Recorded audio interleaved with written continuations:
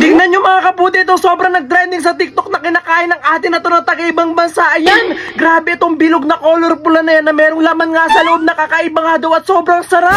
At ang balita ko, yung laman daw niyan ay parang cheese daw na talaga sobrang lambot na parang ice cream. Grabe, gusto kong kainin to. Tapos ang balita ko, yung nakabalot na pula na yan, yung nakabalot sa bilog na yan, ay nakakain daw pero wax daw yun. Grabe, gusto ko rin itong tikman. Ano kayang lasa na ito?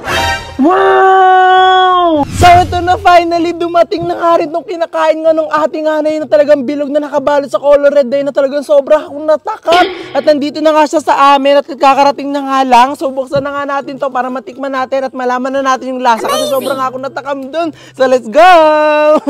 Ayan, so buksan na natin siya. Ito na! And 1, 2, 3... Tchanan! Ay, may taklo ba pala? Ayan! Ito ba yun? Hala, ito nga! Kaso maliit. So ito ang itsura niya. Yan kung makikita nyo, para siyang mga mga Jolens na malalaki na nakalagay sa ganito. Yan, so ang tawag pala sa kanya ay Baby Bell. Ayan, mini Baby Bell ang pangalan niya. Yeah, meron pala itong iba't ibang size. Meron pala siyang mini, meron din siyang giant. Yung napanood natin, malaki. Amazing. Kasi itong nabili natin, maliliit. Pero pares lang naman siguro sila ng lasa. Kaya ano bang hinihintay natin? Tikman na nga natin itong sobrang nag-trending nga ngayon sa TikTok. At titignan talaga natin kung ano nga yung lasa niya. Kasi sarap na sarap nga yung atin na napanood nga natin. So tara, let's go! Ayan, ang dami. Sana masarap to para worth itong nabili ko. Tapos kumuha na tayo dito ng isa. Kasi ito, tikman natin to.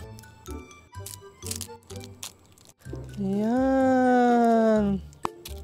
So itong nakabalot sa kanya na to ay nakakain daw. Yun ang sabi. Kasi yun yung nakita ko sa video na kinain niya talaga. Pero sabi daw wax daw to. So paano siya buksan? So hilahin daw to. Ayan, ito. Ayan. Ayan. Tapos tatanggalin daw. Ayan. Ito siya. Amazing. So, titikman muna natin tong pinaka-cheese na to. Na. 1, 2, 3.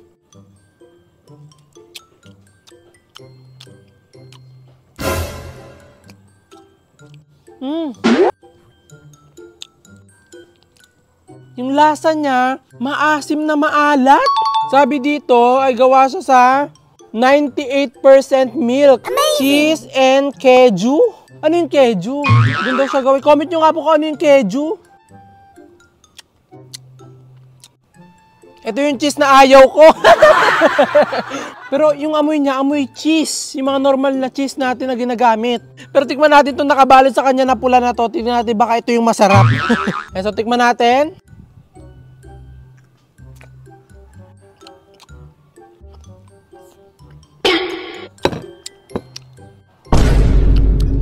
Pagkain ba yun? Wax naman to eh. Ganito yung naramdaman ko nung kumain ako ng wax candy. So, ibig sabihin, itong nakabalot sa kanya ay wax. Edible ba to?